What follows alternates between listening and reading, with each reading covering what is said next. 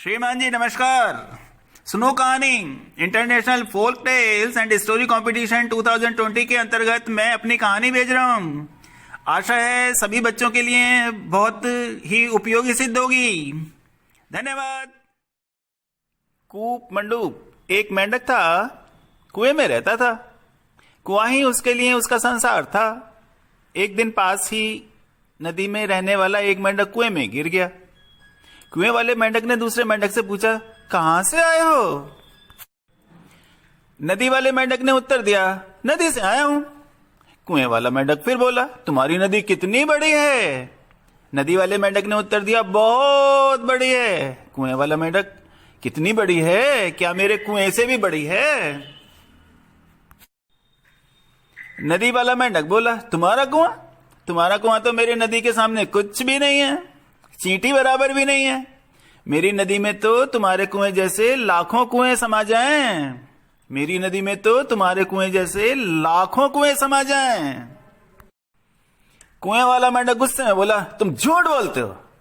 तुम्हें मेरे कुएं के बारे में क्या पता? तुम गप्पी हो। फिर वह अपने साथियों से बोला, साथियों आओ इस झूठे मेंढक को कुएं से बाहर फेंकते हैं, कुएं से बाहर फेंकते हैं। उन सब ने मिलकर नदी वाले मेंढक को मार पीट कर अपने कुएं से बाहर फेंक दिया।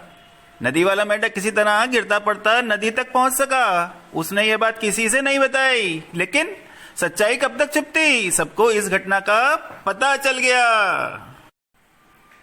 सब मेंढकों ने सोचा, चलो चलकर कुएं वाले मेंढकों को सबक सिखाया जाए ताकि आगे भविष्य में ऐसी दुखद घटना घटित ना हो। लेकिन एक वृद्ध मेंढक के समझाने पर सब चुप होकर बैठ गए और बात वहीं पर समाप्त हो गई। सन 2019 व 2020 कोविड नामक महामारी पूरे विश्व में फैल गई। इंसान का तो पता नहीं, लेकिन जानवर ज्यादा समझदारी से काम करने लगे। प्राचीन समय की तरह ही नदी में रहने वाला एक मेंढक एक कुएं में गिर गया। कुएं वाले मेंढक और उसके साथियों ने प्राचीन समय की तरह ही नदी वाले मेंढक को मार पीट कर कुएं से बाहर फेंक दिया। नदी वाला मेंढक किसी तरह गिरता फिरता नदी तक पहुंच सका। इस बार उसने वह बात सबको बता दी। नदी के मेंढकों की फौज कुएं वाले मेंढकों को सबक सिखाने के लिए चल दी। सब मेंढक कुएं की ओर चल दिए। मेंढकों के राजा को इस घटना के बारे में पता चला। उसने सब मेंढकों को रोका और कहा, रुको, मारपीट का कोई फायदा नहीं होगा। चलो कुएं वाले मेंढकों को नदी तक लाया जाए, उनको वास्तविकता दिखाई जाए। कुएं वाले मेंढक भी हमारे भाई बंधु हैं। मनुष्यों की तरह लड़ाई करने से कोई फायदा नहीं होगा। मैं आशा करता हूं कि कुएं वाले मेंढकों को वास्तविकता समझ में आ जाएगी। आगे भविष्य में ऐसी दुखद घटना घटित नहीं होगी। 5 मेंढकों का एक दल कुएं वाले मेंढकों को बुलाकर ले आया।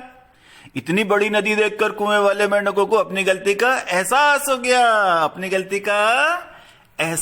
हो गया। उन्होंने नदी वाले मेंढकों से माफी मांग ली। अब कुएं और नदी वाले मेंढकों में मित्रता हो गई। धीरे धीरे उनमें पारिवारिक, व्यापारिक व राजनीतिक संबंध भी बन गए। दोनों पक्षों के लिए ही कोरोना काल एक वरदान बन गया। बच्चों थोड़ी और हिम्मत से काम लीजिए। आपके विद्यालय खुलने में अभी समय लगेगा। अपने घर को ही विद्यालय बनाइए। मन लगाकर पढ़िए और मन लगाकर पढ़ाइए। अपने बड़ों को अपना अध्यापक बना लीजिए और अपने छोटों के अध्यापक बन जाइए। इस सुनहरे मौके को हाथ से ना जाने दीजिए। जय हिंद, जय भारत।